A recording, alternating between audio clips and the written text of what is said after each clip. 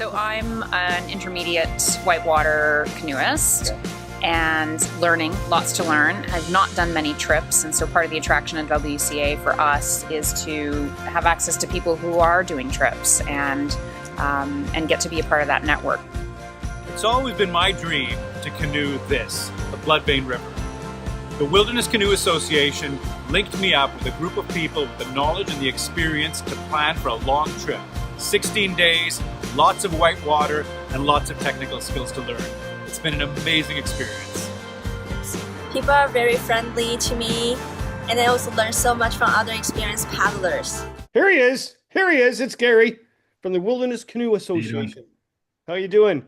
Did you get out paddling this season, sir? Oh, we did, yeah, for sure. Yeah. Just to let you know, the club had about 50 outings this season, and I've done quite a few of them. Well, that's fantastic. Okay, so for the people out there that has no clue, well, they should have a clue, but it has no clue who the Wilderness Canoe Association is. Who are they, and when did it all start? Okay, so basically, we're a club that started in 1973. It almost folded in the first year. But by 1975, there was a group of people from Aurelia that, signed up the first year and they go, okay, what's happening? And basically the original executive, they had a brilliant idea, but they didn't know how to implement it and keep it going. So a new executive team took over, and from 75 to the current day, we've got about 500 members right now. We're across Canada. We have about, say, 400 and something from Canada, 9 provinces, 2 territories. We have about 80 members from the States, 30 states represented, and we've got about 10 people from Europe. And you ask yourself, okay, why Americans? Why whatever? Because they all come to Canada to canoe.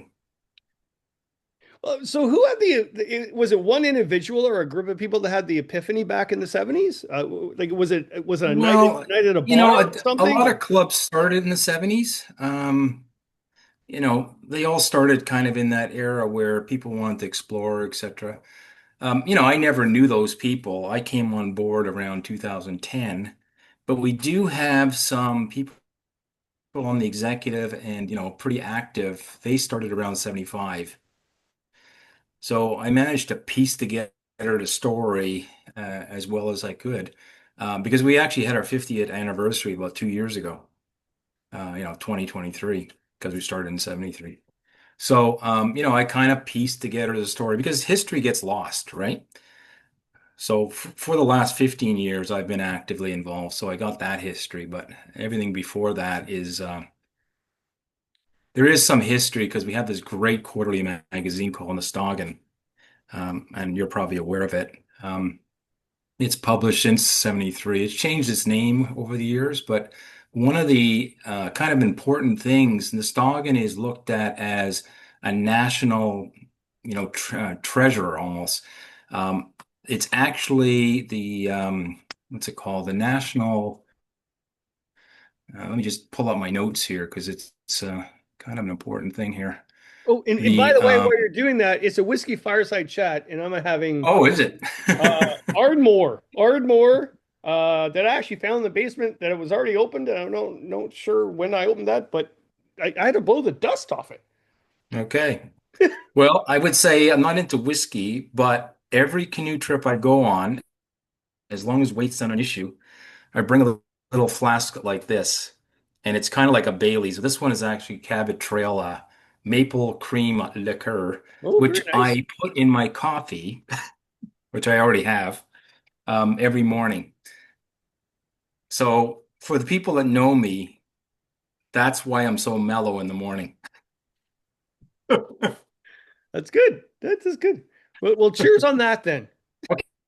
Okay, so yeah, getting back to the e-Nastawgan, the National Archives of Canada don't accept any magazine or any article. So we are in there for the last 52 years, where we send them the thing and they put in the National Archives. You can find our e-Nastawgan there. Yeah, I have a massive bin of them forever and ever. They're great for looking at especially, for me, I'm writing about canoe routes. I go, okay, well, who did this route Yep. before? And I go through Nosogwin Yeah, and look into maps. that.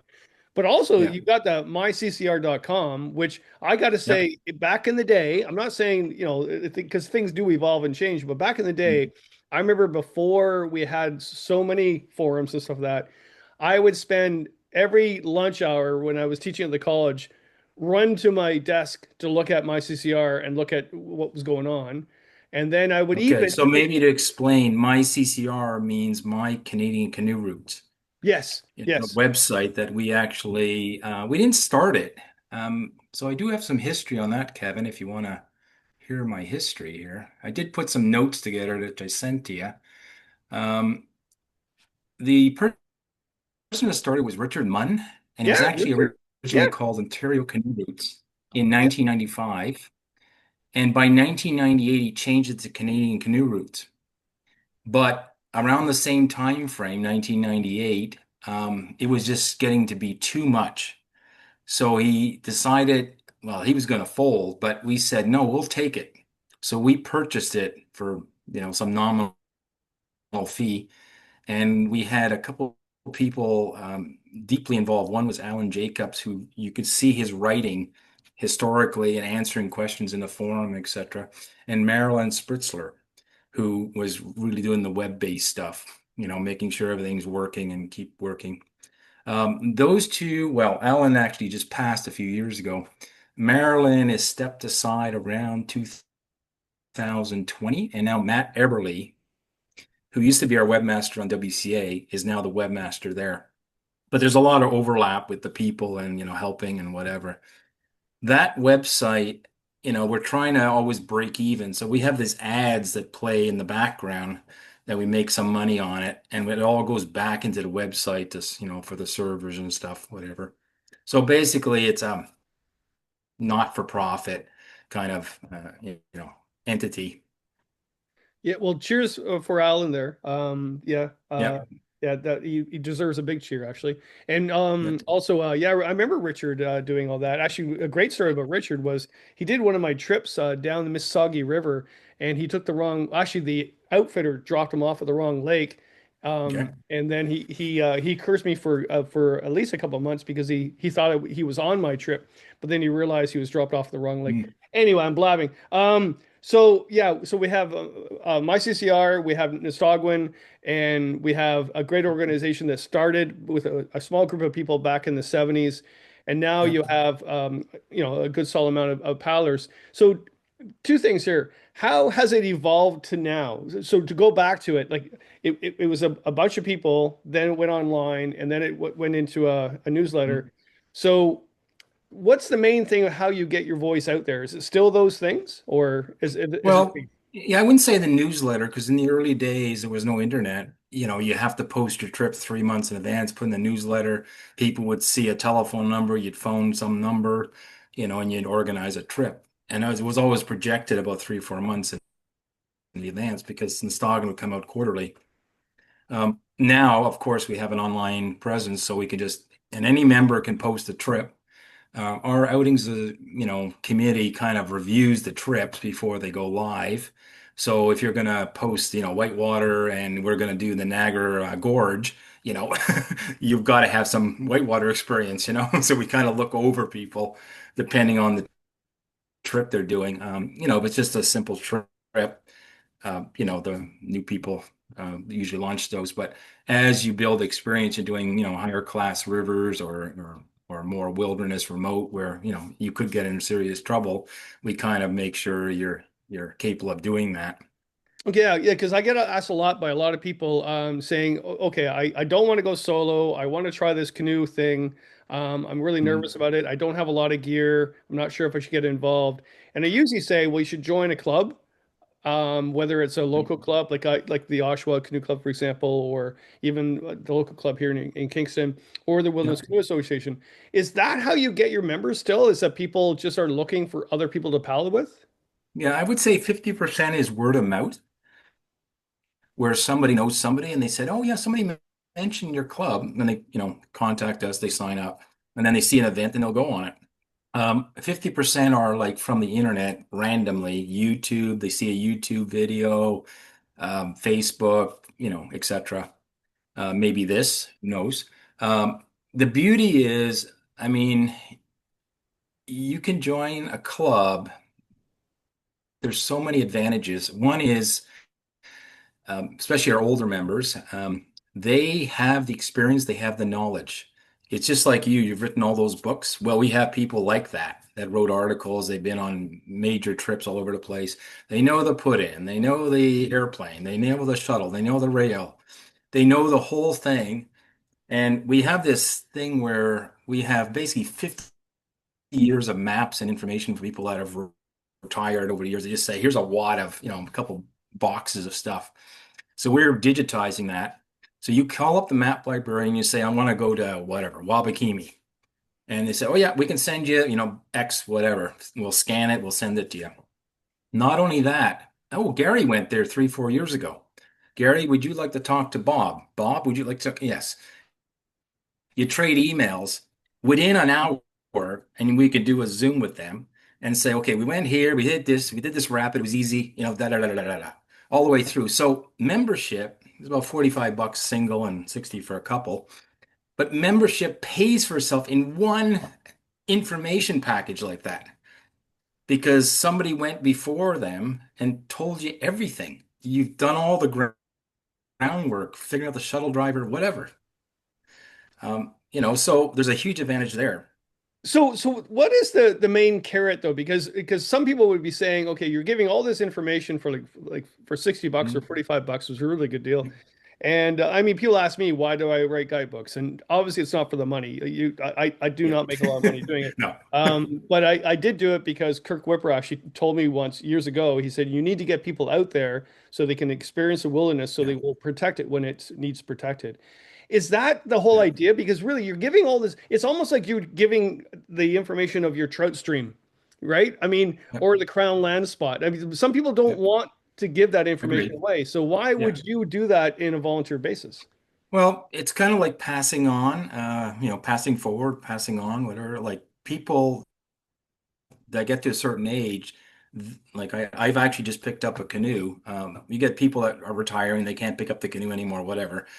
They don't want the canoe to go to the dumpster. And it's, an evergreen starburst and it's in good shape. The minute it gets posted, within an hour or two, there's a bunch of people that want that boat. So not only that, they want to pass on information to newer people, younger people, whatever. I've been with the people that were ahead of me 10, 15 years. They were my mentors, really. I'm following them because they know everything. And one of the things with like older folks, they have skills. They have camp skills, whitewater skills. They can go right across that river with little effort. And you're struggling in brute force in the beginning to try to get over there. But there's a technique, get on the wave, do this, do that, whatever. So you learn a lot from experienced people who are usually older than you because they've been doing it longer. There's that. There's also when you're sitting under a tarp and it's pissing rain, there's so much bonding going on. It's amazing, kindred spirits, or when you're going through some rough portage or whatever it is, you gain friendships for life. That's one of the big draws for me. I have friends that are younger and friends that are older and friends I could see they're rocking now, right? So it's what it is. But it's very rewarding to see people pick up skills. And that's one of the big benefits. You come out in the spring, you've dabbled in flat water and you want to maybe try whitewater. We have people to help you because there's always somebody with a tandem boat that's looking for a partner. So get in the bow, you're going to learn a lot. And a lot of our members are very confident with stuff. They'll just flip positions. They'll go, okay, you got the fundamentals. We're in class 1, 2 stuff. This is what you do and away we go. And you learn so much. And you don't need all the equipment. You basically need a paddle and a helmet for whitewater. Flat water, you need, whatever. But you gain experience by going with these people and friendships, etc. So that's like any club. But I was presenting. They're going to kill me for this. I cannot pronounce. I just moved here and I can't pronounce Catawakwe. Catawakwe. Okay. It's the name for Kingston. It's their Yeah. canoe club, and I presented last week to them, and they had an issue which I see a lot of groups having. Well, they've had for a few years now. Is that the membership is older, and they're not getting any Yeah. younger. Is that the Yeah. same with Wilderness Symposium or not Symposium, but the Wilderness Canoe Association? Yeah, it's generally the clubs in the Toronto area, and I belong to quite a few of them. There's an aging demographic. I have seen young people, but our canoe club, you might see like a kid with, the parent that's a member every so often, like, a 10-year-old, 15-year-old, and we've had a few of those. But we find like the membership's about 30 to about 70. I mean, members are older even, but they're not paddling anymore. They're just collecting Nastawgans and or on a Zoom call or something. But I find most people are between the 30 and say 70 zone that are active. But it is an aging demographic in clubs in general because I think youngsters, young people, they have so many distractions in the world that, they can do this, there's so many options now, right? And it's a different time. When I grew up, you grew up, we were always outside, right? Mom would call, supper, and you come running from somewhere. That's it's not like that anymore. Yeah, it's a tough one to grab them because again, I remember the my CCR running again at lunchtime to go to that forum, and how many Yeah. people I don't know go to that forum now. It's just a different element because you can get information so much in other Yeah, I forums, right? mean, the My CCR forum is excellent. 'Cause we got about, I think, 12,000 active, well, members. I don't know how many are active, but and we got about 1,000 routes on there and about 330,000 posts. So you ask a question, how do I get to Wabakimi or wherever, Nahani, and believe me, you'll get a response within a few hours. Oh, that's good. Yeah, it's always Yeah, been like that. If you look yeah. at also too, I know you really promote. Well, that's not true, actually. I looked at your site the other day. You actually do a lot of local trips, whatever. But the symposium itself Mhm. promotes the far north, Mhm. more so than anything. In fact, the running joke was I spoke there a couple of times, but some people would say, "Well, what's Kevin doing here? He doesn't go to the far north." And I remember actually going on stage for the first time. I was actually quite nervous Yeah. going on stage, and I said, "Well, the reason I'm presenting on the near north is because I like trees and I have no money."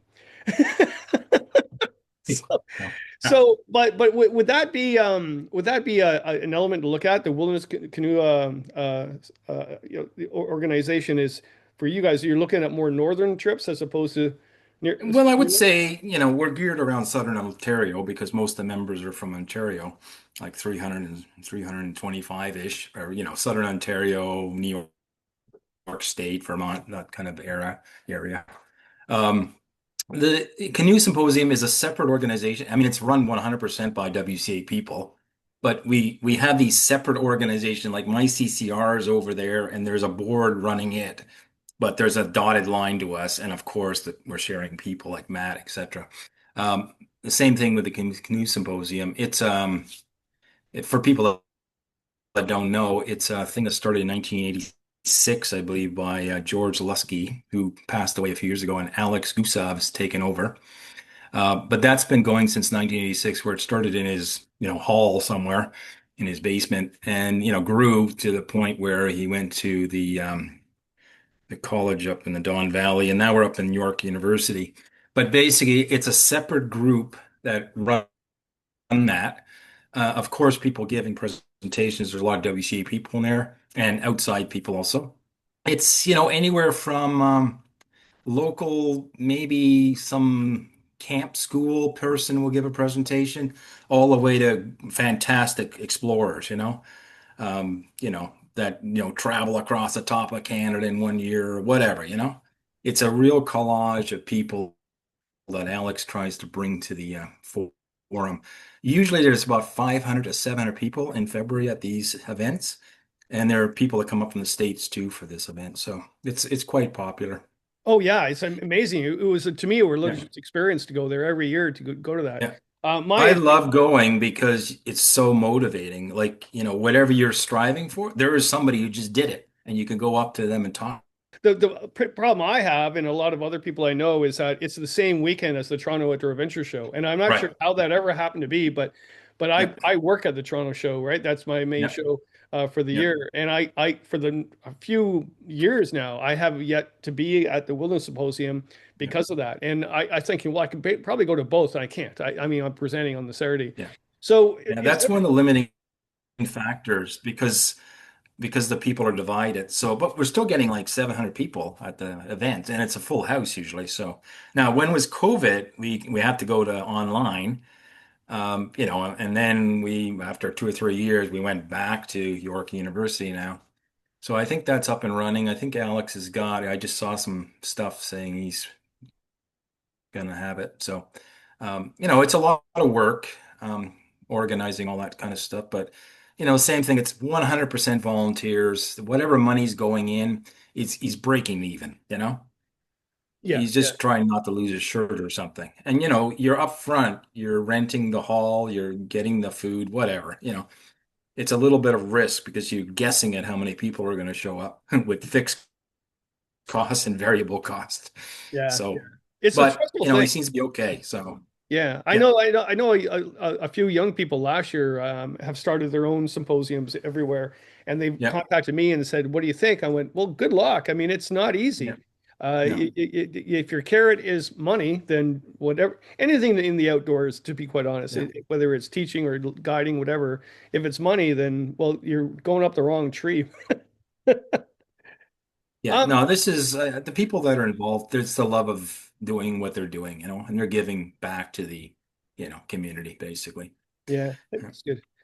There's a good question too about that. I was asked the other day. So I do a lot of volunteer work that nobody really knows about, and someone came up to me and said, "Why don't you tell anybody out there in your social media why what that you do? Like, why don't you tell people?" I went, "Then it's not really volunteer, is it? It's not really Yeah. helping out. If you're glorifying what you're doing by helping people out, that's not really helping people out, is it? I mean, Yeah. if you give blood, do you tell everybody you gave blood? Do you get a little Yeah. badge of honor, or do you just give blood because you think it's the right thing to do? Do you see that in your organization? Yeah, we volunteer. Just to give you an idea, Wally Shaver, who's doing the Des Moines River Conservation Tote Trail, we're involved in that. We gave him some money a couple of years ago, and we give him effort, like participated. We've had one guy in the Ottawa area, a member that's pretty active for the last 6 months with Wally. He's just working on a cabin on the bottom of the Des Moines, right at the Ottawa River, where it was a rotting kind of, they're trying to rehabilitate all the old cabins there. So, and the bottoms of the cabins are rotting out. So they jacked it. They got rid of those logs, put new logs in. So he had his, shirt on, his hat on. So it was very good publicity. Plus, every month we have this monthly email blast to people saying, this is what we've done. This is what we're doing in the near future for events and whatever. So he's got pictures there. This is what we've been doing. And it promotes so that other people that see that may volunteer to help Wally with his Des Moines River thing. And, Wally's efforts are protecting that watershed because there are no dams all the way up to, Kippawa, basically. Yeah, that's a great So initiative. that's our way of giving back. Yeah, cheers to Wally, by the way. Then Yeah. great. Oh, yeah. He's doing great. Yeah. There's a whole bunch of people I'm cheering here. I better put the whiskey down for heaven's sake. I'm trying to keep to a script, There you but go. I never keep to a script. Uh, uh, oh yeah. So we've already defined the membership of it. How would you like to see the membership change? Would you want to see more 30-year-old as opposed to 70 or not? Yeah, well, I think we always like to see younger people. I think one of the issues is like you get people to go to camps. My daughter, was a camp person where she ended up guiding for like 6 years. And, in her teens, like 12 to, I don't know, 16, but became a leader of 17, all the way to about 20 something, 22, 3. And then, what do you do, right? She's off in the world doing her thing. So there's a gap there.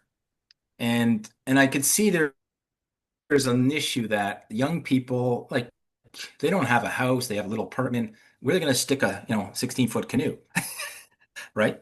So you get a lot of that age 20 to 30 they're into kayaking. And something that's small they could put in their cupboard, or it's so simple. So that's why there's kind of a gap between the 20s and 30s. We only start seeing people around 30 when they get established and they have some place they can store a canoe. So that's what I think is the dynamic right now. Is we see like 30 somethings all the way to 70 somethings, It is and we different. have older members, but they're just collecting Nostalgan and Zoom calls or whatever. Yeah, bless them for that. Mm. A good example in my head right now is so last weekend I just spoke at the Toronto Fall RV show, right? And I spoke Mhm. about where to go canoeing from campgrounds from your RV. And I did it for a couple of reasons. One was, well, they paid me to speak, so that's what I do for a living, so I did that. But the other was, I actually always believe to go outside of your comfort zone, and because yes, those RVers are not canoeists right now, yet, right? So if I went to them and I talked to them and got them enthused about going canoeing, maybe they'll leave their RV, maybe they'll go beyond that. And actually, that happened on Sunday. I had a group of people gather and really wanted to go beyond the campground and go on a canoe trip. And I met with them and Mhm. had a lovely time with them. But I did have some criticism on social media saying, "What are you doing at the RV show, Kevin?" Or "Why did you Mhm. paddle the Thames River? That's really boring in Southern Ontario." So, is that a conflict you guys have where like you want to get more people in, but you want them to be this extreme wilderness travelers where they're not yet? Well, we've got all kind of members. Like when you look at our events on our calendar, we got like 1 day events over the weekend, 1 week, 2 weeks, 3 weeks, the whole summer. Those are the extreme. And remember, all the members are launching the trips. They're not launched by the, executive. The executive does some outings like a fall gathering, and then we have this wine and cheese in November, and AGM, basic stuff, or a Zoom call we organize. But it's really membership driven. So if members are whatever, class one, two kind of rivers, that's what they're going to launch. If they're Algonquin Park, portage, one shot portage, whatever they're going to do, they write up the event. I want to do one shot portage and leave at 7 o'clock. You're going to get those people. If I want to do two shot portage and leave at 9 o'clock, you're going to get those people. So you write the event and you're going to get, your kindred spirits that you write about. And it's like I said, it's we get a lot of brand new whitewater people in the spring because again, they don't need much. They need a whitewater paddle, a PFD, a helmet, and even some of that stuff they can borrow. Um, and we'll plop them in somebody's boat. You just call up the organizer and say, "Look, this is what I can do. I've never done this. I don't have this," and he'll team me up with somebody. Usually an experienced person that has a boat and they'll plop you in the front and within a day you really learn a lot of the basic fundamentals and people get hooked basically and Yeah, I think that's fantastic. I love the WCA. I've always have. I always loved the idea that they actually bring people into the idea of canoe tripping. I love the idea of the MyCCR. I was addicted to that thing. yeah. Back in the Oh out. yeah, you can get addicted to this Yeah, yeah, it stuff, was for sure, endless. It was because you're just trying to suck up all the information of the total knowledge of whatever. oh Everything's yeah, posted there, yeah, 1,000 trips, right? yeah. My So partner would say, "Oh, you're going down the rabbit hole again tonight, are you?" Yes, yes. And the yeah, Stog one I think is fantastic, especially because you have all those online as well after the fact. And yeah. also, I think it's fantastic that you're continuing on and really putting the carrot in front of you to keep volunteering. I think it's fantastic. We're just running out of time here. I got one last question. I know Sure. you canoe a lot, and I heard a lot about you canoeing a lot. And I hate this question that's given to me. But what was your best trip that you've done? Well, best trip. Okay. Well, many best trips, but I just did the Heart River with my daughter and six other WCA people. So I always like to go with one of my kids. There's a bonding going on there. So this is my youngest daughter. I've done quite a few trips with my eldest daughter. We did Nahani together, the Moisey in Quebec. So those are serious rivers. Um, I think we did something else. I can't remember now. Oh, we did the Blood Vein, not the Blood Vein, the Pigeon River, one above the Blood Vein in Manitoba years ago. My son, who's in the middle, about 10 years ago, we did this river, the Katamagami, ended up in James Bay by design. So that was a great trip. That was like about 2012. But, just to go with one of my kids and my wife's, we've done a lot of trips together. On the other side, I mean, I love going with people that, like I said, the best times I have is when there's an issue where we're sitting under a tarp and just pouring buckets. You get so much bonding going on because what else can you do? You're just talking and you're trying to keep warm and whatever. So, to me, that's fun. Um, I'd say every trip's unique. You get all kind of individuals. It's usually pretty good. Um, we have pretty good experiences. I like the answer because Well, you must have the same with your trips. yeah, it's just the answer that I usually give. They're waiting for me to say one, but then I ramble off a whole bunch of different ones. Yeah. Then I look into the future as well. So we only got like 3 minutes here. What is your ultimate trip you haven't done yet? Well, I'm looking at either the Copper Mine or the Mountain River next summer. Uh, there was two guys we know in the WCA. We already kind of talked about the Copper Mine, so we're just doing the logistics, figuring out how much it costs, etc. But I've also got the mountain on my mind, which is top of the Yukon, Northwest Territory area. And we've actually had some members that just did it this year. So again, we're going to have Zoom calls in the winter, so we're going to see all this and see how motivated which way we go. Like, do we want bugs or do we want less bugs? Most of the rivers I've done so far have been not too bad with bugs, like especially in the Yukon. You go July, it's okay. It's minimal. I've had more bugs like in June in, Algonquin or Quebec or something. That's a lot more buggy. But Wow, if you yeah. wait till July in Yukon, Northwest Territory, it's pretty good. Well, you got me inspired.